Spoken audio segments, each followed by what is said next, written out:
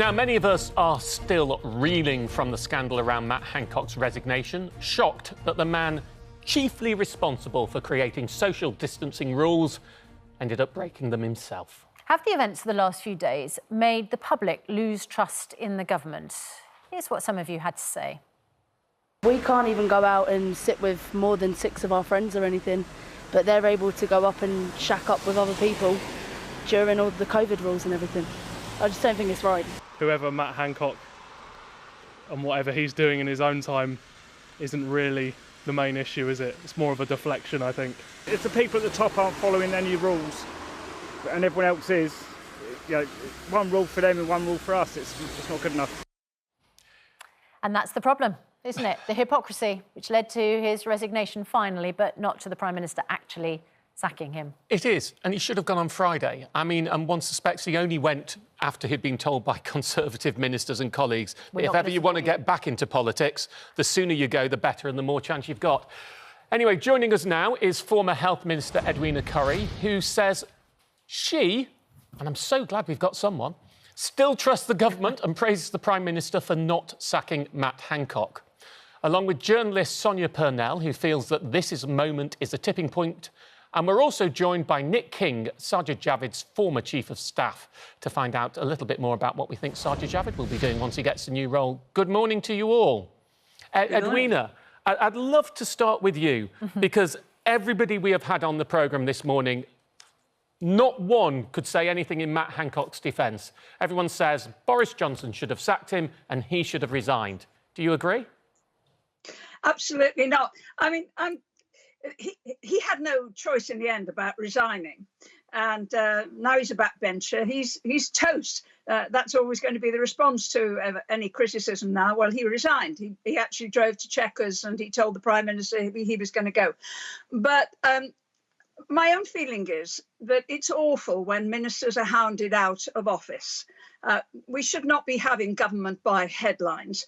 I think the Prime Minister did the right thing by saying to him, "You've apologised, you know, let's move on." Although that wasn't enough in the end.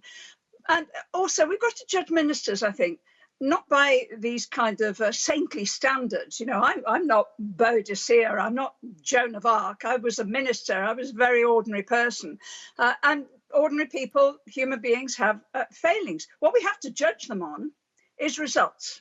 And 84% of adults in this country have had their first jab. That in itself tells you that 84% of the people in this country actually trust the government.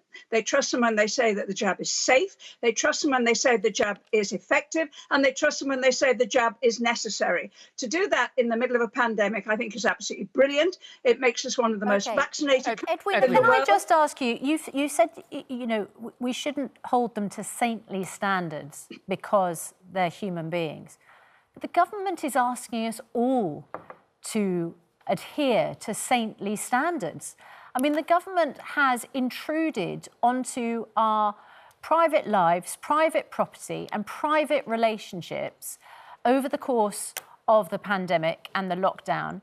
And the one thing we want to know from the government is that they're sticking to the same rules. So he wasn't hounded out of office. He literally broke the rules that his name is on. And Susanna, you don't have to say it so slowly. Well, I will ask the question in my own way, Edwina Currie, and you can answer it in your own way. But perhaps we do. If you want someone to talk quickly, I'll do it for you, but we'll get the question either way. Yeah, perhaps we need to say it slowly to government ministers and those who support the government, because these rules are for sticking to. That's what we constantly get told. Sure. All right, but that's exactly why he's gone. He was telling everybody you can't hug your granny, and then he was caught hugging his girlfriend, and that's why, in the end, he's gone. And he didn't go just because there was one photo. He went because there was a rather lively video, and then there were a whole host of other questions. And he has gone. He has resigned. You're not arguing for him to resign. But we should be aware more of what ministers are able to achieve. That's why they're in the job. We need to trust them, and we need to trust them to do a good job. And when they do a good job, we should say so. We should be very pleased that we actually have the best vaccination record in the world. We should be very pleased that we've had genetic sequencing and testing and the whole host of other things that are actually making this country now one of the safest places to be in the middle of this horrible pandemic. That's why I think, some of the criticism is a little, how shall I put it, hypocritical. Edwina, I think we understand this isn't about the marital affair, this is about the breach of the coronavirus regulations. Now, you say we should judge on actions. Well, I'm a chair of a charity, I'm a former governor of a university, and as part of that, just as politicians are, when I do that, I am governed by the 7 Nolan principles of public life, which I'm sure you're aware of. But for our viewers who may not meet, let me just tell you 4 of them. Selflessness, integrity, objectivity, and openness. Now, that's the cornerstone of public service in this country. By you saying it is only about what they achieve, you ignore those core values that says we need to be able to trust our public officials. Surely, actually, those Nolan principles are important and cannot be discounted. Oh, they're important, and I did not say only. You're the one that used the word only. But what I am saying is that in the end, if you have saints in office, you're not going to get anywhere. I mean, we had a very saintly lady, bless her, in Theresa May as Prime Minister, and she achieved absolutely nothing. I'm much more interested in actually getting things done. And this government and Boris... So does morality not matter? Does ethics not be held following your own rules? Does not the rule of law, which says even government ministers are subject to the rule of law and we are all individuals under that rule of law? Does none of that matter? Is it purely just about results? Can we not expect politicians who can both have integrity and deliver results? There are people out there who could do that. Sure, of course there are. But the more that scrutiny forces people out of office, the more that scrutiny makes life extremely difficult for them and their families, then the fewer of those people are going to come forward for office. You, Martin, you would make a brilliant government minister. You have chosen not to do anything like that. You're a very influential personality, but you're not subject to that kind of scrutiny because you don't have that kind of responsibility. And in the end, to get good people to stand with all the social media, with all the noise, with all the criticism, not all of which is well-founded. It was well-founded in Matt Hancock's case, but an awful lot of it is not well-founded. That becomes extremely difficult. That's why it's getting much harder to get good people into politics. We've got to give them a little bit of leeway. We've got to cut them a little bit of slack and say to them, look, you're human beings. We understand there are human beings with human failings. But in the end, if you're good at your job and you actually succeed, then we should recognise that and give you the credit. Well, I would never go into politics because my mental health isn't robust enough and I don't believe in an adversarial system. But I do believe in holding people to account on truth and integrity. We should bring our other guests in too. Sonia, how are you feeling about the resignation? Are you prepared to cut them a bit of slack? To a very limited extent, yes. I think everyone is human, obviously. But I think he'd been cut lots of slack. I mean, after all, he had been ruled to have acted unlawfully in relation to some of the contracts with the Department for Health, and he hadn't had to resign at that point. And we discovered that the Prime Minister himself described him as hopeless, and he didn't have to resign at that point. We also have one of the highest death rates in the world and mounting cases, quite scarily, mounting cases at a time when other countries are seeing their cases fall. So I think his track record is also very much under question. Remember the PPE scandals, for example, and how doctors and nurses simply weren't able to go to work feeling at all safe. So I would say that his track record was already very, very much in question and that this was the final straw. But I think it's also really interesting, that whole question of trust. The fact is that the Prime Minister was entirely out of step with the people here. He said the matter was closed many, many times, and it wasn't closed, was it? People felt very strongly about it, that we need to be able to not hold them up as saints, but holding them, our government ministers up as behaving well, behaving to the best of their abilities, and certainly setting us an example. It's been tough for everyone, hasn't it, over the last 18 months? I lost my mother in a care home.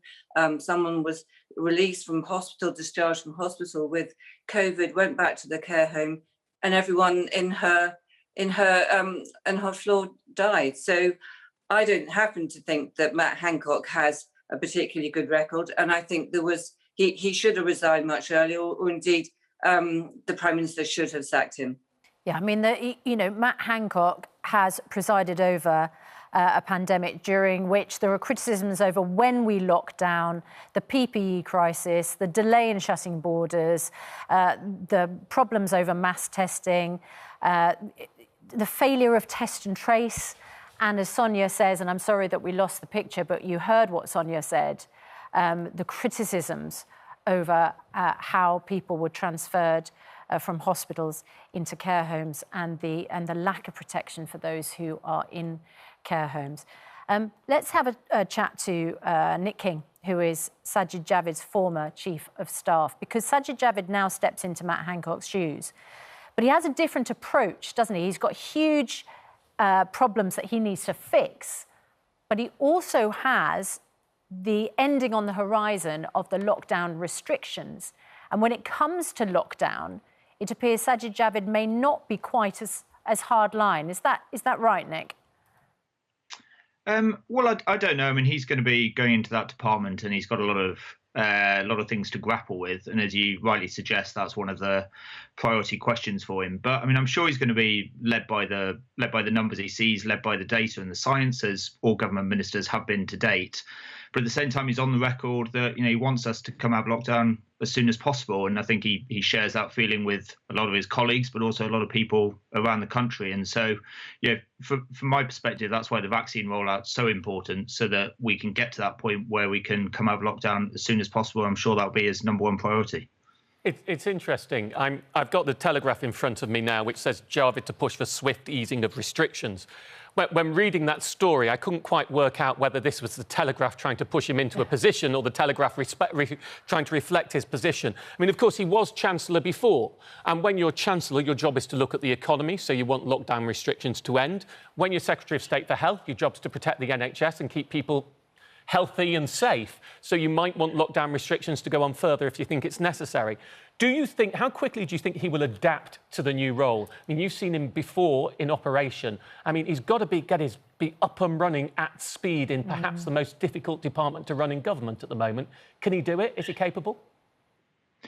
Yeah, I mean, 100%. I mean, the fact that he's worked in so many frontline departments before is obviously really helpful from that perspective. So he knows how to get into a new brief and get into it quickly. He'll understand that department, as you say, particularly because of his time as Chancellor of the Exchequer, but also because when he was at DCLG, where I work with him, he'll have got his head around some of the social care elements in particular. So he'll go into that job knowing how to run a department, having vast experience, really. I think it's the 6 different departments that he's run now. So he'll know how to use the machine.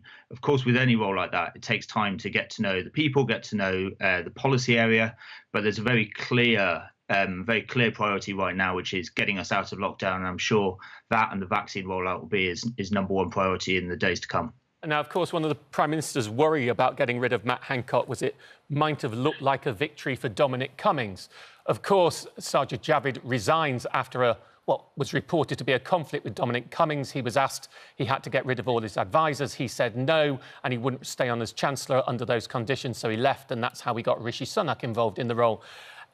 Do you think this is the end of Cummings' influence, the fact he couldn't even take the victory for Matt Hancock going? Well, we'll see. I imagine Don Cummings will be continuing to put stuff out on Twitter and Substack. So whatever I might think about whether it's the end of Don Cummings, I'm sure Don will have something to say about that himself. But I mean, certainly from the point of view of Sajid, who left in quite unfortunate circumstances, it's a great reflection on his calibre and his experience, the fact that the Prime Minister's asked him back at this point, and I'm sure he'll rise to that challenge. And just finally, we've got Sonia back. Sonia, I just wanted to ask you personally, as somebody, as you said, you lost your mum during the pandemic. You couldn't go and visit her when you wanted to go and visit her and be with her. How much does it hurt people who are personally affected by COVID that there was a health secretary who was breaching the rules?